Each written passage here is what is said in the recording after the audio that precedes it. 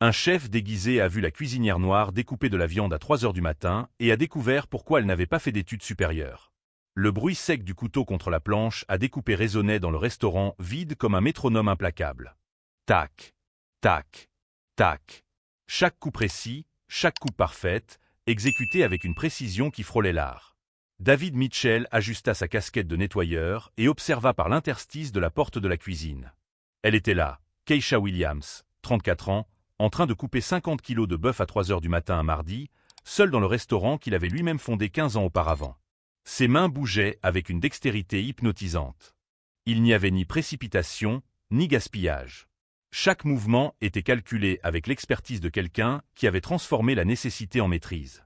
David se demandait comment une femme dotée d'une telle habileté technique avait bien pu se retrouver là, travaillant pendant le service de nuit dans son restaurant de Cleveland. « Merde !» murmura Keisha, s'arrêtant un instant pour essuyer une goutte de sueur sur son front avec le dos de sa main gantée. Ses yeux se fermèrent brièvement, et David perçut quelque chose dans cette expression. Ce n'était pas de la fatigue ordinaire. C'était le poids de quelqu'un qui portait plus que ce qu'il aurait dû. Au cours des 6 derniers mois, déguisé en employé de nettoyage d'Eve, David avait remarqué des anomalies au Golden Fork. Des employés licenciés sans explication plausible, toujours les mêmes profils.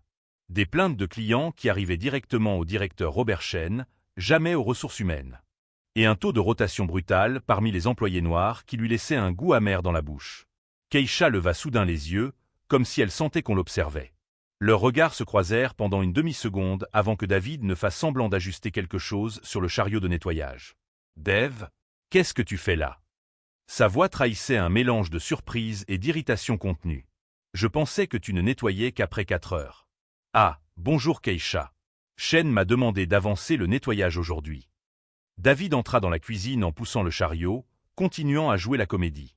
« Tu travailles toujours jusqu'à cette heure-là » Keisha se remit à couper, mais David remarqua que ses mouvements étaient légèrement plus tendus.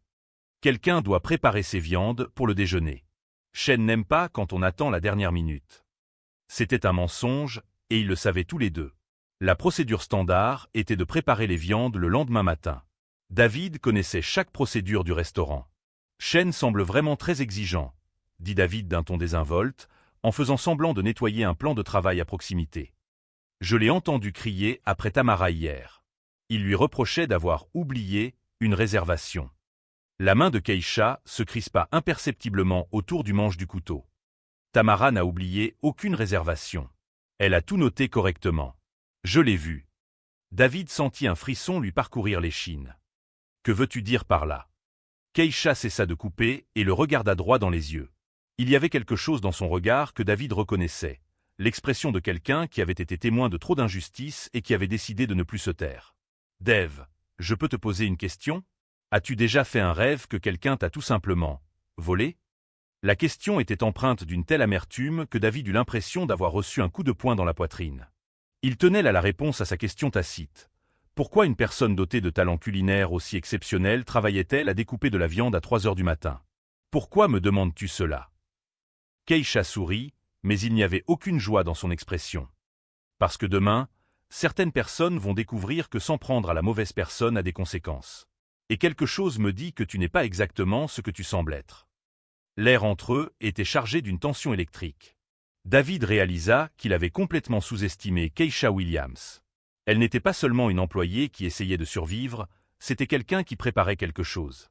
Et à en juger par la lueur déterminée dans ses yeux, cette chose allait se produire très bientôt.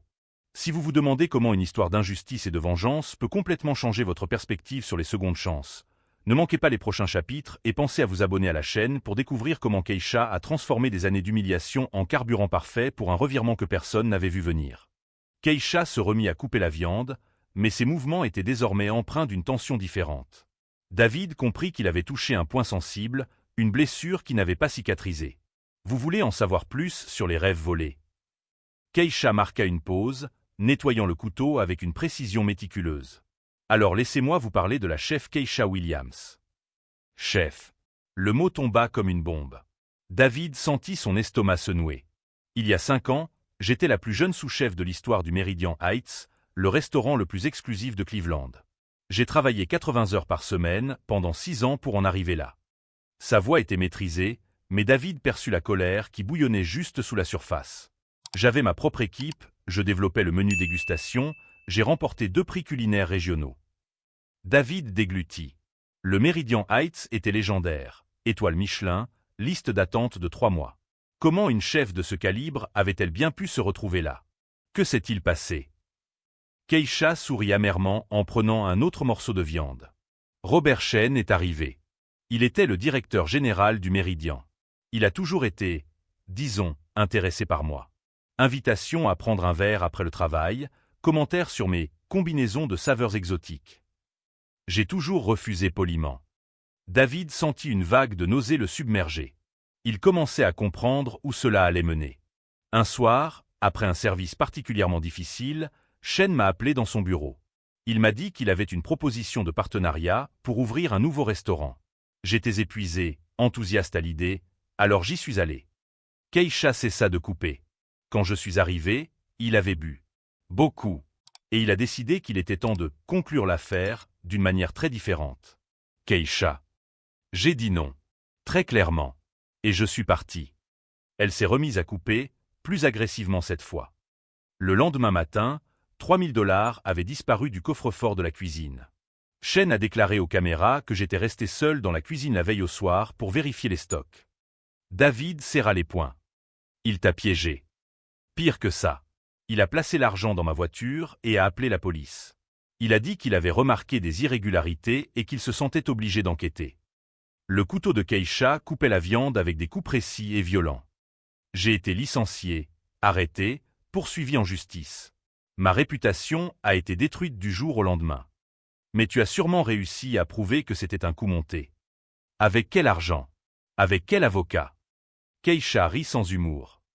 Tu penses qu'une chef noire de 29 ans a les moyens de se battre contre un homme blanc qui a des relations dans toute l'industrie?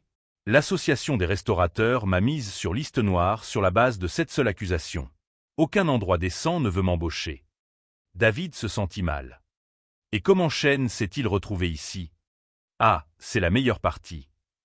Les yeux de Keisha brillaient d'une rage glaciale. Après m'avoir détruite au Méridien, il a dit à tout le monde qu'il avait réglé le problème de vol interne. Il a été promu au siège social.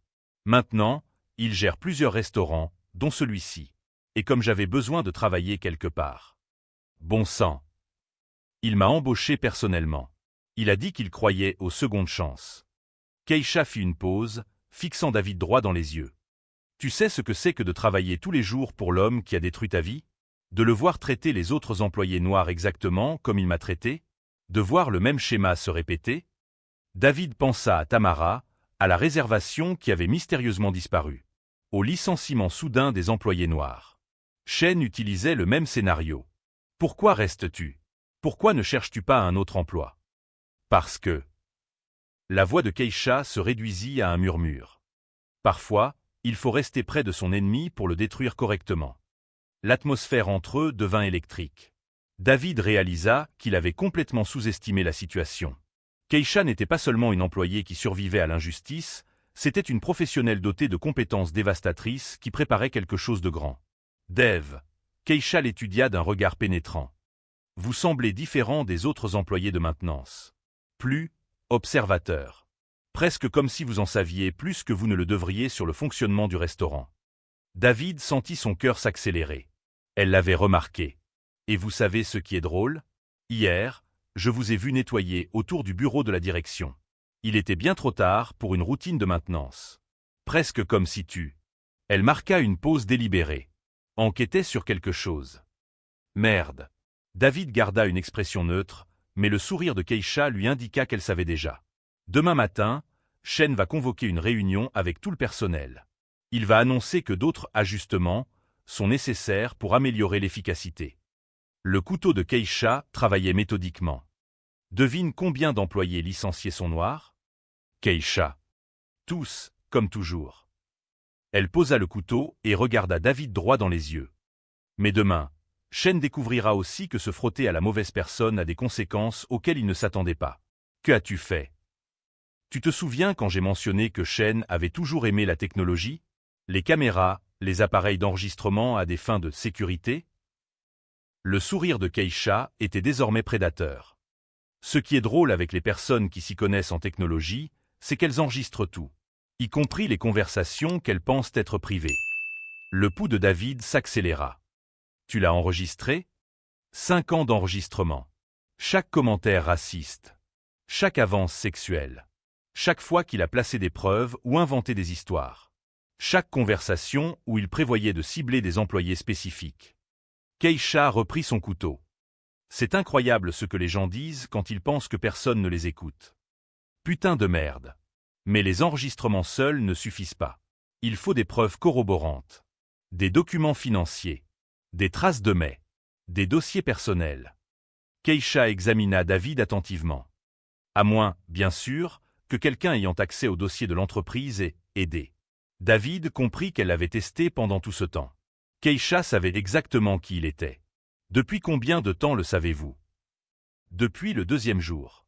Les vrais techniciens de maintenance n'examinent pas les postes de préparation comme vous le faites.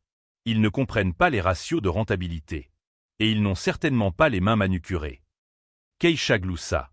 De plus, Jennifer, de l'entreprise, a appelé la semaine dernière pour demander des informations sur les enquêtes de satisfaction des employés.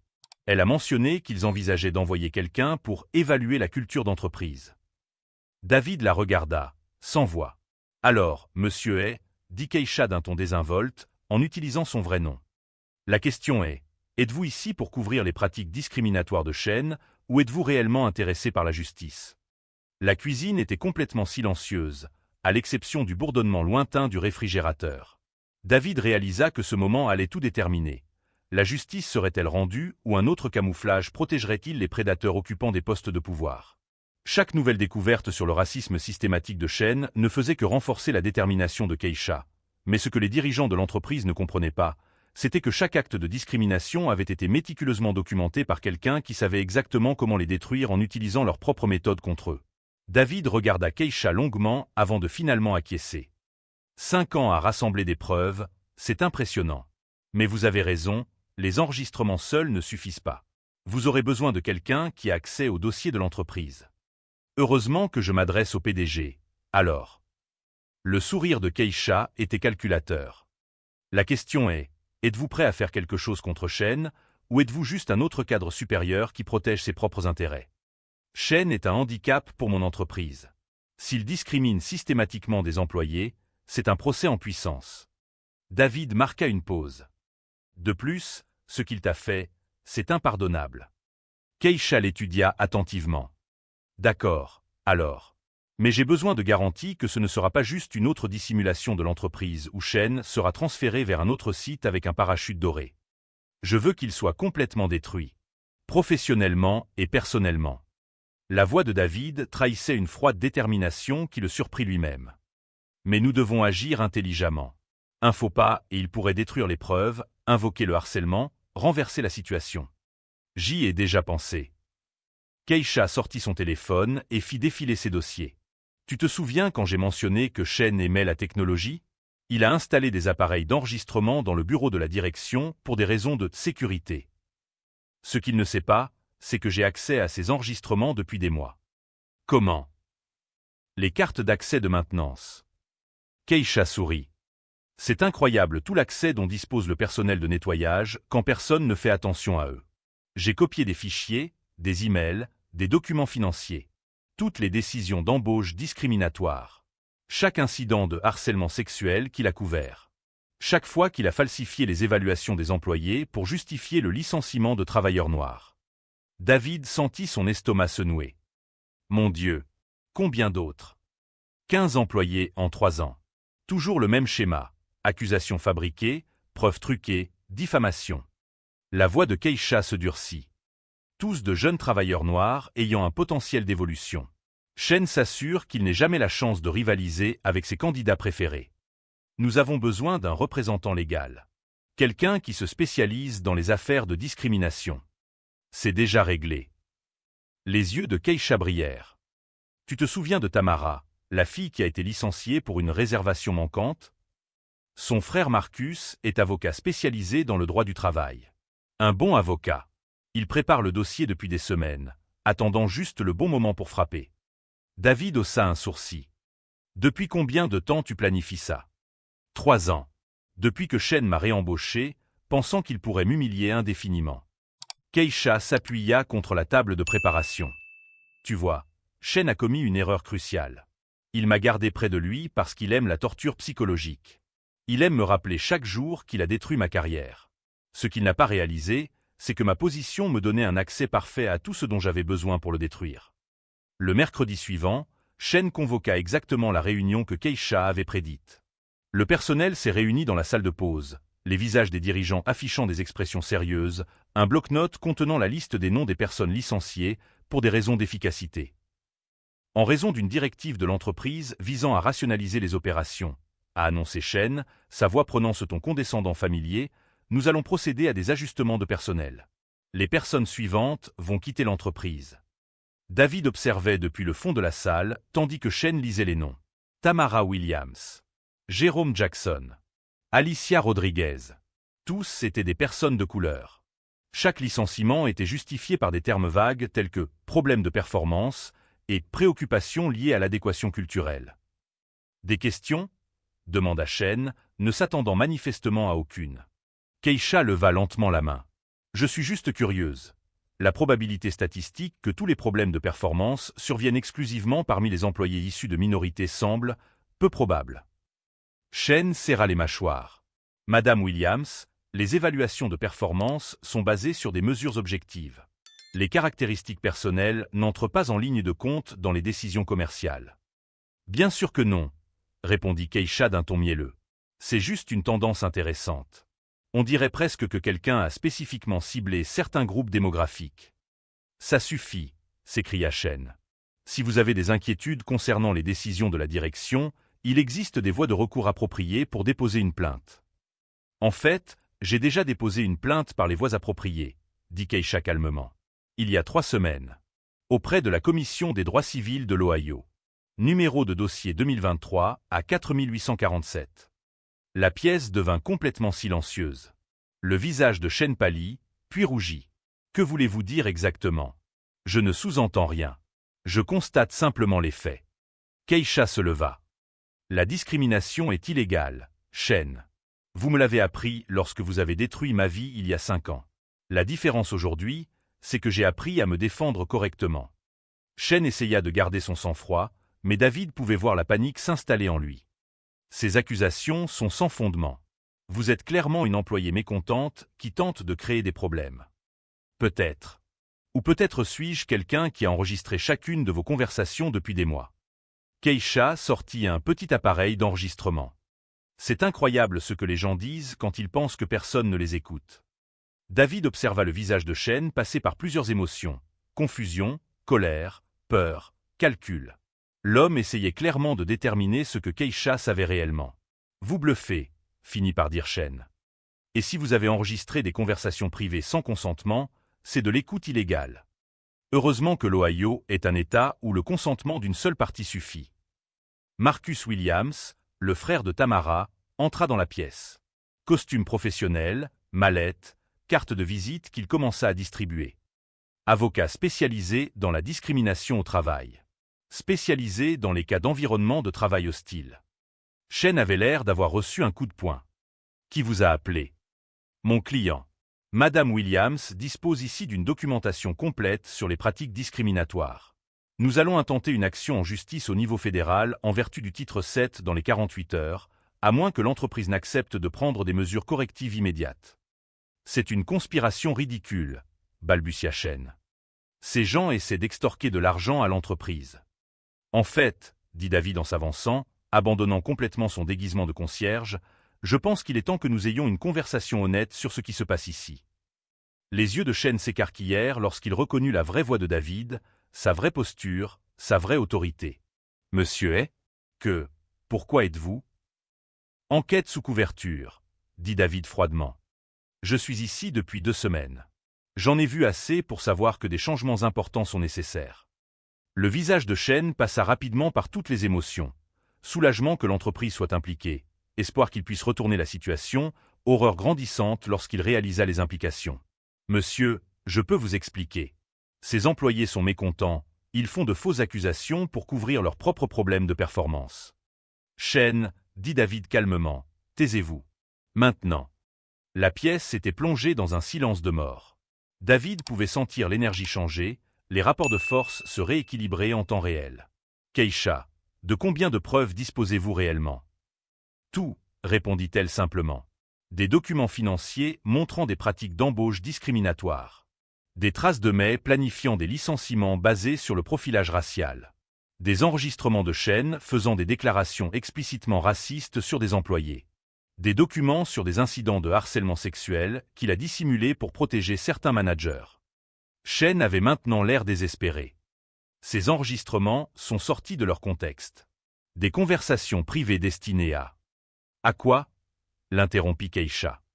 Planifier comment se débarrasser de ces gens qui ne correspondent pas à l'image du restaurant, discuter des employés qui sont trop arrogants pour leur poste, plaisanter sur le fait que les travailleurs noirs sont naturellement paresseux et ont besoin d'une surveillance constante. David regarda Chen réaliser que tout son monde était sur le point de s'écrouler. Marcus, dit David en se tournant vers l'avocat, que recherchez-vous dans le cadre d'un règlement? La réintégration complète de tous les employés licenciés avec paiement des arriérés de salaire. Une formation complète sur la lutte contre la discrimination pour tous les cadres. Un contrôle par un tiers des pratiques d'embauche. Et la démission de tout membre de la direction impliqué dans des actes discriminatoires. La voix de Chen se brisa. Vous ne pouvez pas sérieusement croire ces accusations. J'ai donné 5 ans de ma vie à cette entreprise. Mes évaluations sont exemplaires. Vos évaluations sont exemplaires parce que vous avez couvert vos propres fautes, répondit David. Mais cela prend fin aujourd'hui. Pour la première fois en 5 ans, Keisha Williams sourit avec une satisfaction sincère. Non pas parce qu'elle était sur le point de détruire quelqu'un, mais parce que la justice était enfin à portée de main. Chen avait passé des années à croire qu'il pouvait abuser de son pouvoir sans conséquence, sans jamais imaginer que certaines de ses victimes documentaient méticuleusement chaque crime, constituant un dossier en béton qui mettrait définitivement fin à sa capacité à nuire aux autres. David observa le visage de Chen se transformer en temps réel, passant de l'arrogance initiale à la confusion, puis à la panique pure. L'homme qui avait détruit tant de vies réalisait enfin que ses propres mensonges se retournaient contre lui. Monsieur est, balbutia Chen, essayant de reprendre le contrôle, ce sont là des allégations graves fondées sur des interprétations erronées de conversations privées sorties de leur contexte. Contexte. Keisha rit, mais il n'y avait aucune trace d'humour dans sa voix. Marcus, peux-tu partager le contexte de l'enregistrement du 15 mars? Celui où Chen discute avec le sous-directeur de la manière de se débarrasser des employés problématiques? Marcus ouvrit son porte-documents et alluma un petit haut-parleur. La voix de Chen résonna dans la pièce, claire et sans équivoque. Ces noirs sont tous pareils. Paresseux, toujours en train de se plaindre de discrimination alors qu'ils sont simplement incompétents. Nous devons faire le ménage, mais de manière intelligente. Rien de trop évident. Le silence qui suivit fut assourdissant. Chen devint pâle comme un linge. C'était une conversation privée. Qui a eu lieu sur le lieu de travail pendant les heures de bureau, l'interrompit froidement David. Continuez, Marcus. Celle-ci date du 8 septembre. Chen discute spécifiquement de Keisha Williams avec le directeur des ressources humaines. L'enregistrement suivant était encore pire. L'ancienne chef noire, elle se prend toujours pour quelqu'un. Je dois briser son orgueil une fois pour toutes. Je vais lui donner de plus en plus de tâches dégradantes jusqu'à ce qu'elle parte d'elle-même. Et si elle se plaint, on inventera quelque chose à propos de ses performances. David ressentit un dégoût physique. Chen n'était pas seulement discriminatoire, il était sadique. Non, balbutia Chen, des gouttes de sueur perlant sur son front. Vous vous méprenez. Je n'ai jamais agi sur la base de ces commentaires. Ah non? Keisha sourit d'un air prédateur. Marcus, montre les emails. Marcus projeta les messages sur le mur à l'aide d'un petit projecteur. Email après email, Chen demandait au RH de trouver des raisons de licencier certains employés, tous noirs ou latino-américains. Des instructions détaillées sur la manière de fabriquer des évaluations négatives. Des conseils sur la manière de documenter des infractions inexistantes. Et ici, Marcus désignait un échange de mails datant de 2 mois, Chen donne des instructions spécifiques sur la manière de se débarrasser de Keisha sans causer de problèmes juridiques. Chen a tenté de se lever de sa chaise, mais ses jambes ont fléchi. Vous ne pouvez pas utiliser ça. C'est la propriété de l'entreprise. Des informations confidentielles. Monsieur Chen, David s'est levé, la voix chargée d'une autorité glaciale. En tant que PDG de cette entreprise, j'autorise formellement l'utilisation de toute preuve de comportement discriminatoire. En fait, j'insiste. Et en tant qu'avocat, ajouta Marcus, je vous informe que nous avons déjà déposé plainte auprès de la Commission des droits civils de l'État, du ministère fédéral de la Justice et de la Commission pour l'égalité des chances dans l'emploi. L'affaire fait déjà l'objet d'une enquête fédérale. Shen ressemblait à un animal pris au piège. C'est un complot. Vous essayez de me détruire sur la base de malentendus. Des malentendus. Keisha s'approcha lentement de lui. Vous avez appelé ça un malentendu quand vous avez placé de l'argent dans ma voiture? Quand vous avez ruiné ma carrière? Quand vous m'avez forcé à travailler comme votre domestique personnel pendant 5 ans? Keisha, Shen tenta d'adopter un ton conciliant. Non. Elle leva la main. Maintenant, écoutez-moi. Pendant 5 ans, vous avez pensé que vous m'aviez brisé. Que je n'étais qu'une femme noire ruinée que vous pouviez humilier quand bon vous semblait.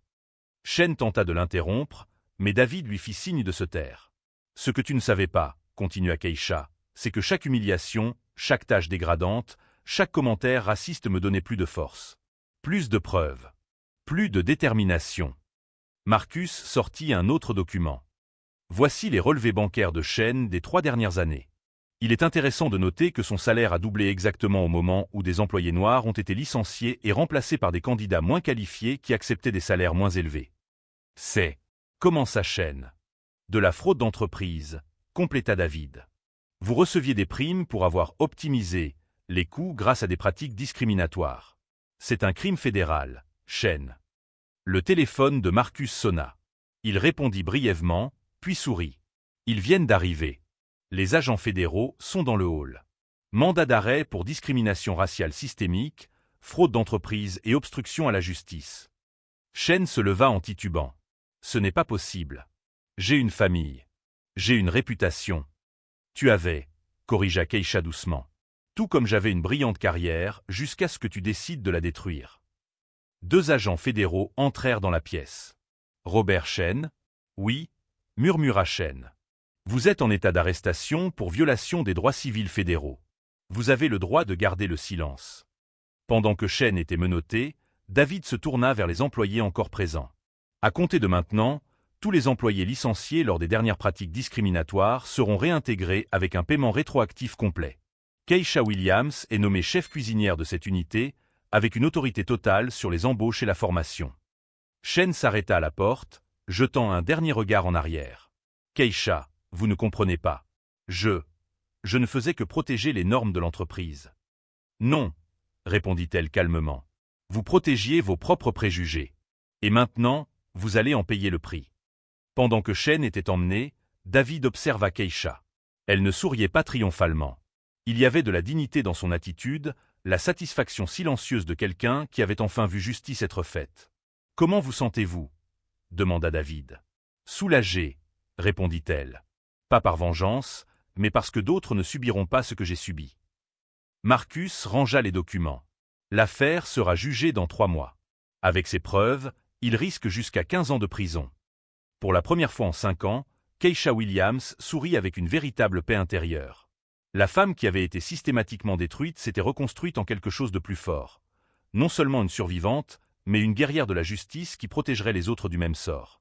3 mois plus tard, le restaurant Golden Fork avait complètement changé. Sous la direction de Keisha en tant que chef cuisinière, l'établissement de Cleveland enregistrait les meilleures notes de tout le réseau. Les employés qui travaillaient auparavant dans la peur souriaient désormais sincèrement, et la qualité de la nourriture avait atteint un niveau que David n'aurait jamais cru possible. Chef Williams, dit Tamara, désormais promu superviseur du service, la table 7 a demandé à saluer personnellement la personne qui a préparé le plat. Ils ont dit qu'ils n'avaient jamais mangé quelque chose d'aussi extraordinaire. Keisha sourit en s'essuyant les mains sur son tablier. Remerciez-les de ma part, mais le secret ne réside pas seulement dans la technique. Il réside dans le fait de cuisiner avec respect, pour les ingrédients, pour l'équipe, pour les clients. David observait tout cela depuis son bureau, en train de passer en revue les chiffres impressionnants. Les ventes avaient augmenté de 40%, le taux de rotation du personnel était tombé à presque 0 et les évaluations en ligne étaient toutes excellentes. Plus important encore, aucune plainte pour discrimination n'avait été enregistrée depuis le départ de Shen. Le téléphone sonna. C'était Marcus Williams, qui occupait désormais le poste de consultant en diversité pour l'ensemble du réseau Harvest et Art. David, j'ai des nouvelles de Shane. Le procès s'est terminé hier. 8 ans de prison fédérale, plus 5 ans de liberté conditionnelle. Et il a dû payer 500 000 $ de dommages et intérêts aux employés lésés. Et sa réputation? Complètement détruite. Aucun restaurant du secteur ne l'embauchera. Il travaille comme manutentionnaire dans un supermarché pour essayer de payer ses dettes judiciaires. David raccrocha et descendit à la cuisine. Keisha coordonnait le dîner avec la précision d'un chef d'orchestre, chaque mouvement calculé, chaque instruction claire. Il était impossible d'imaginer qu'il y a quelques mois à peine, elle coupait seule de la viande à 3 heures du matin, humiliée et invisible. « Chef », dit David en s'approchant pendant une pause dans le service. « Monsieur est. Comment puis-je vous aider? En fait, je suis venu vous remercier. Cet établissement est devenu la référence de notre chaîne. Des employés d'autres villes demandent à être mutés ici. » Keisha acquiesça pensivement. « Vous savez ce que j'ai appris au cours de ces 5 années de lutte contre l'injustice? La vengeance ne consiste pas à détruire l'autre. C'est construire quelque chose d'aussi extraordinaire que cela rend insignifiant ce qu'ils ont essayé de vous faire. » David sourit. « Et vos projets maintenant? Je développe un programme de mentorat pour les jeunes chefs issus de communautés défavorisées. Je veux m'assurer que les talents ne soient pas perdus par manque d'opportunités ou à cause des préjugés. » À ce moment-là, Shane était probablement en train d'emballer des produits dans un supermarché, sa carrière et sa réputation détruites à jamais. Pendant ce temps, la femme qu'il avait tenté de briser était devenue l'une des chefs les plus respectées de la ville, preuve vivante que l'intégrité et le talent l'emportent sur toute tentative de sabotage. La meilleure vengeance n'a pas été de détruire Shane, mais de construire quelque chose d'aussi brillant que sa méchanceté est devenue insignifiante. Keisha Williams n'a pas seulement survécu à la tempête, elle a appris à danser sous la pluie et à enseigner aux autres à faire de même. Certaines injustices nous rendent plus forts d'une manière que nous n'aurions jamais imaginé possible. Et lorsque cela se produit, nous découvrons que notre plus grande victoire n'est pas celle remportée sur ceux qui ont tenté de nous abattre, mais celle remportée sur nos propres limites.